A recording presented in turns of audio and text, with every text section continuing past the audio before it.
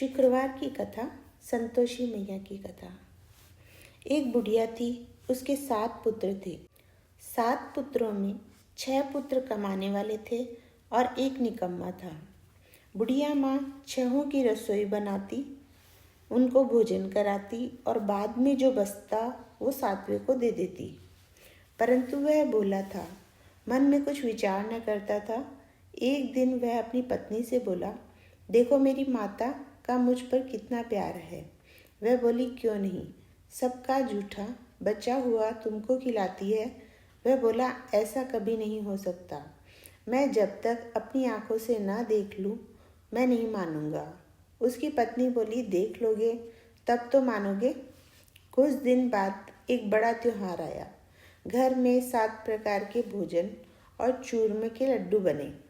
वह देखने के लिए सिर दर्द का बहाना कर पतला कपड़ा सिर पर ओढ़कर रसोई में लेट गया और कपड़े में से सब देखता रहा। उसके 6 भाई भोजन करने आए। उसने देखा कि माँ ने उनके लिए सुंदर सुंदर आसन बिछाए हैं, 7 प्रकार की रसोई परोसी है। वह आग्रह करके उन्हें जिमाती है। वह देखता रहा। जब 6 भाई भोजन करके उठे, तब जूठी थालियों में से लड्डुओं के टुकड़ों को उठाया और एक लड्डू बनाया। जूठन साफ कर माँ ने उसे पुकारा, उठ बेटा, 6 भाई भोजन कर गई, अब तू ही बाकी है, उठना, कब खाएगा। वह कहने लगा, माँ मुझे भोजन नहीं करना, मैं परदेश जा रहा हूँ। माता ने कहा, कल जाता हो तो आज ही चला जा। वह बोला, हाँ हाँ, आज ही जा रहा हूँ। यह कहकर वह घर से निकल गया। चलते समय उससे पत्नी की याद आई। वह गौशाला में कंडे थाप रही थी। वह उससे जाकर बोला, उसने कहा, हम जाएं परदेश को, आवेंगे कुछ काल, तुम रहियो संतोष से, धर्म अपनो पाल। वह बोली, जाओ पिया आनंद से, हमरो सोच हटाए, राम भरोसे हम रहे, ईश्वर तुम्हें सहाय। देवो निशानी आपनी, देख धरू मैं धीर, सुधी हमरे न बिसारियो, रखियो मन गंभीर। वह बोला, मेरे पास तो कुछ है ही नहीं, यह अंगूठी है सो ले लो और अपनी कुछ निशानी मुझे दे दो। वह बोली, मेरे पास क्या है, यह गोबर भरा हाथ है। यह कहकर गोबर के हाथ की उसके पीठ पर थाप मार दी। वह चल दिया। चलते चलते दूर देश में पहुंचा। वहां एक साहूकार की दुकान थी।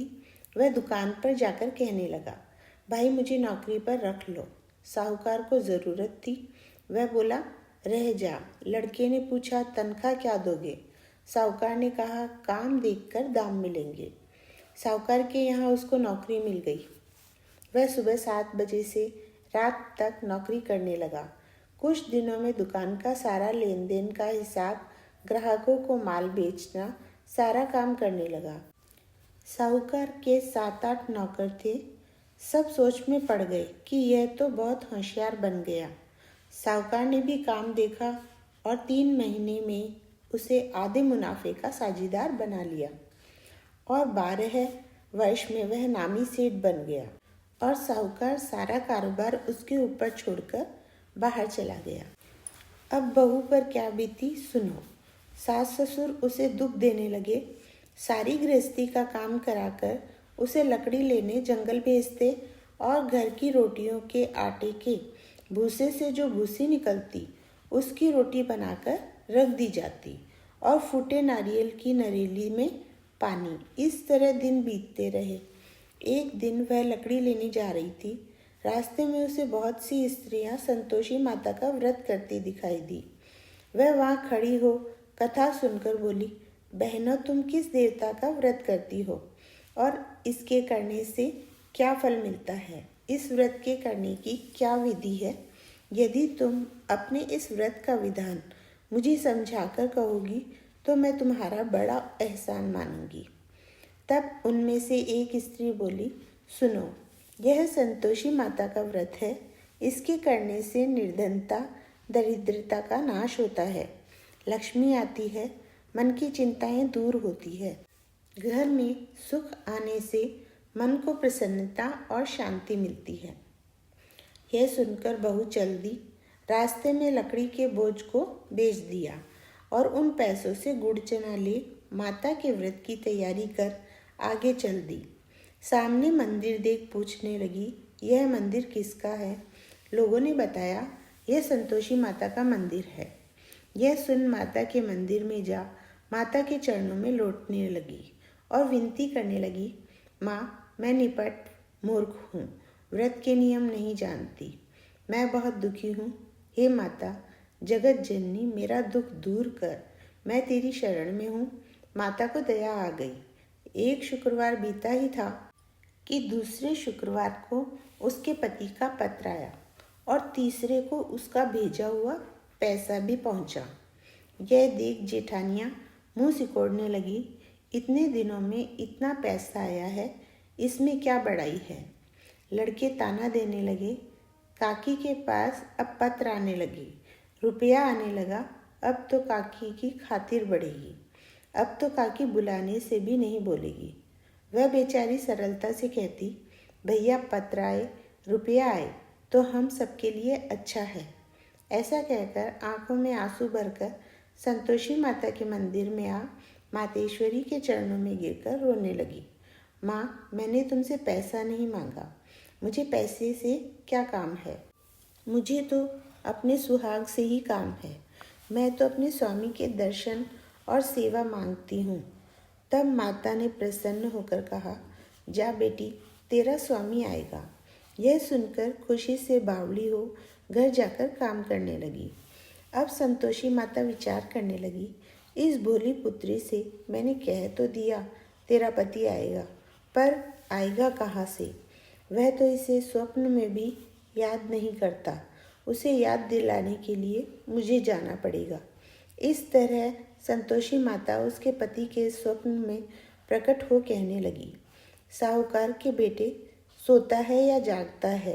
वह बोला, माता, सोता भी नहीं हूँ, जागता भी नहीं हूँ, बीच में ही हूँ, कहो क्या आज्ञा है।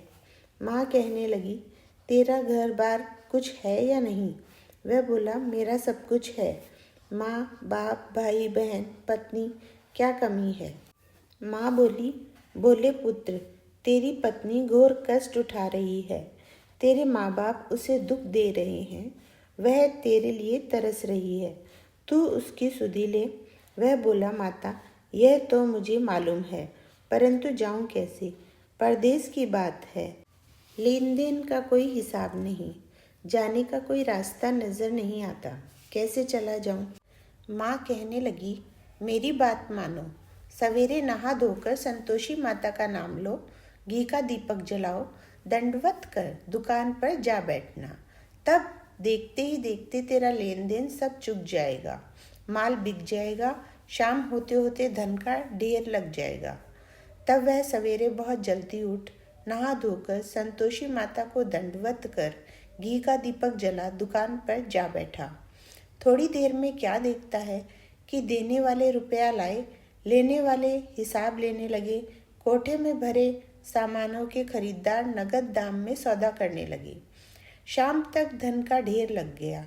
माता का यह चमत्कार देख खुश हो मन में माता का नाम ले घर ले जाने के वास्ते गहना व कपड़ा खरीदने लगा और वहाँ के काम से निपट तुरंत रवाना हुआ।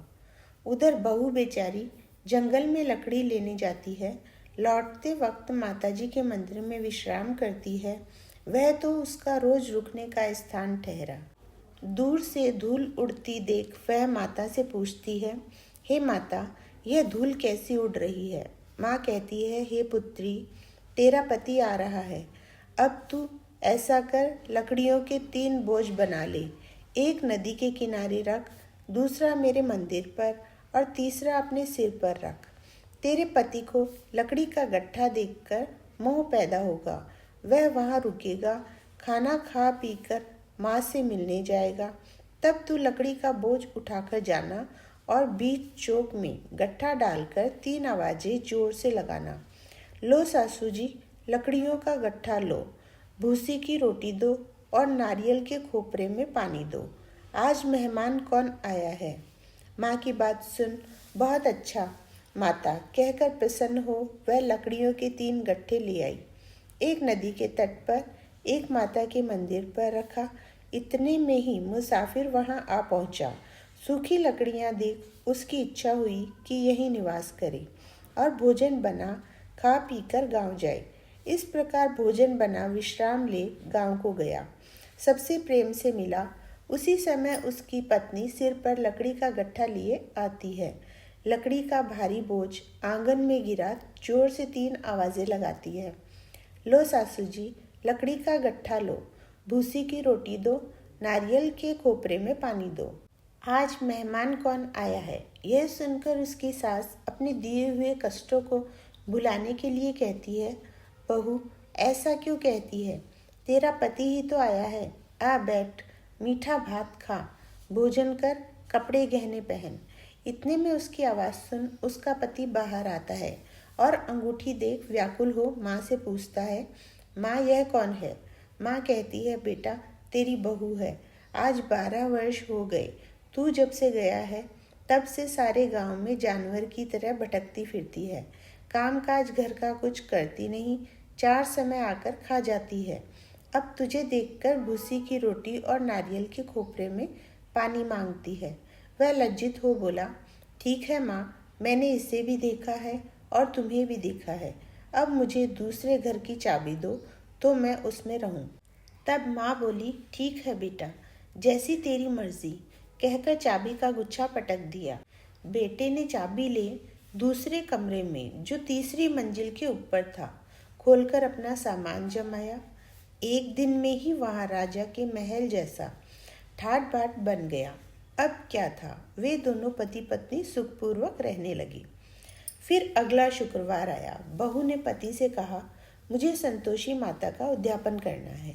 पति बोला, बहुत अच्छा, खुशी से करो। वह तुरंत ही उद्यापन की तैयारी करने लगी।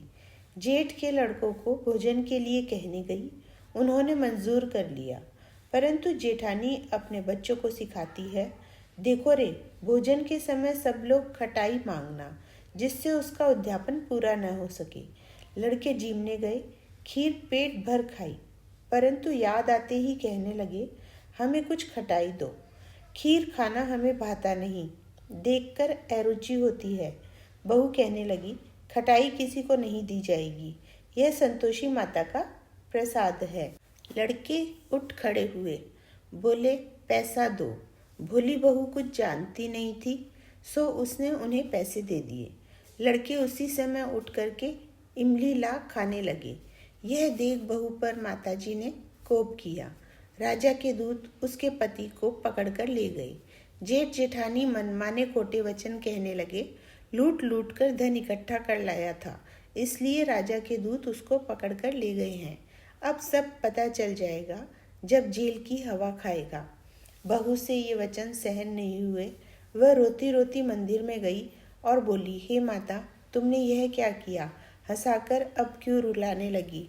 माता बोली, पुत्री, तूने उद्यापन करके मेरा व्रत भंग किया, इतनी जल्दी सब बातें भुला दी। वह कहने लगी, माता, भूली तो नहीं हूँ, न कुछ अपराध किया है, मुझे तो लड़कों ने भूल में डाल दिया, मैंने भूल से उन्हें पैसे दे दिए, मुझे क्षमा करो माँ।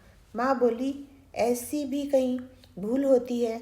वह बोली, माँ मुझे माफ़ कर दो, मैं फिर तुम्हारा उद्यापन करूँगी। माँ बोली, अब भूल मत करना। वह बोली, अब भूल ना होगी। माँ अब बताओ वे कैसे आएंगे? माँ बोली, जा पुत्री, तेरा पति तुझे रास्ते में ही आता मिलेगा। वह घर की तरफ चल दी। राह में उसका पति आता मिला। उसने पूछा, तुम कहाँ गए थे? तब वह कहने लगा, इतना धन जो कमाया है उसका टैक्स राजा ने मांगा था, वह भरने गया था। वह प्रसन्न हो बोली, भला हुआ, अब घर चलो। कुछ दिन बाद फिर शुक्रवार आया। वह अपने पति से बोली, मुझे माता का उद्यापन करना है। पति ने कहा, करो। फिर जेठ के लड़कों से भोजन को कहने गई। जेठानी ने 1-2 बातें सुनाई और लड़कों को सिखा दिया, तुम पहले ही खटाई मांगना। लड़के भोजन के पहले ही कहने लगे, हमें खीर खाना नहीं भाता, जी खराब होता है, कुछ खटाई खाने को दो। वह बोली, खटाई खाने को नहीं मिलेगी, खाना हो तो खाओ। वह ब्राह्मणों के लड़कों को लाकर भोजन कराने लगी। यथाशक्ति दक्षिणा की जगह एक एक फल उन्हें दिया। इससे संतोषी माँ प्रसन्न हुई। माता की कृपा होते ही 9वें मास उसको चंद्रमा के समान सुंदर पुत्र प्राप्त हुआ। वह अपने पुत्र को लेकर प्रतिदिन माताजी के मंदिर में जाने लगी। एक दिन माँ ने सोचा, यह रोज आती है, आज क्यों न मैं इसके घर चलूं, इसका आसरा देखूं तो सही। यह सोचकर माता ने भयंकर रूप बनाया। गुड़ और चने से सना मुख, ऊपर सूंड के समान होठ, उस पर मक्खियां भिनभिना रही थी। दहलीज पर पांव रखते ही उसकी सास चिल्लाई, देखो रे, कोई चुड़ैल चली आ रही है, लड़कों इसे भगाओ नहीं तो किसी को खा जाएगी। लड़के डरने लगे और चिल्लाकर खिड़की दरवाजे बंद करने लगे। बहू रोशनदान से देख रही थी, प्रसन्नता से पागल होकर चिल्लाने लगी, आज मेरी माता मेरे घर आई है। यह कहकर बच्चे को दूध पीने से हटा दिया। इतने में सास का क्रोध फूट पड़ा और वह बोली, इसे देखकर कैसी उतावली हुई है, जो बच्चे को पटक दिया। इतने में माँ के प्रताप से जहाँ देखो वहीं लड़के ही लड़के नजर आने लगे। बहू बोली, माँ जी, जिनका मैं व्रत करती हूँ यही वह संतोषी माता है। इतना कह झट से सारे घर के किवाड़ खोल दिए। सबने माता के चरण पकड़ लिए और विनती करने लगे, हे माता, हम मूर्ख हैं, पापी है, अज्ञानी है, तुम्हारे व्रत की विधि हम नहीं जानते। तुम्हारा व्रत भंग कर हमने बड़ा अपराध किया है। हे माता, आप हमारे अपराध को क्षमा करो। इस प्रकार माता प्रसन्न हुई। माता ने बहू को जैसा फल दिया वैसा माता सबको दे, जो पढ़े उसका मनोरथ पूर्ण हो। जय संतोषी माता की।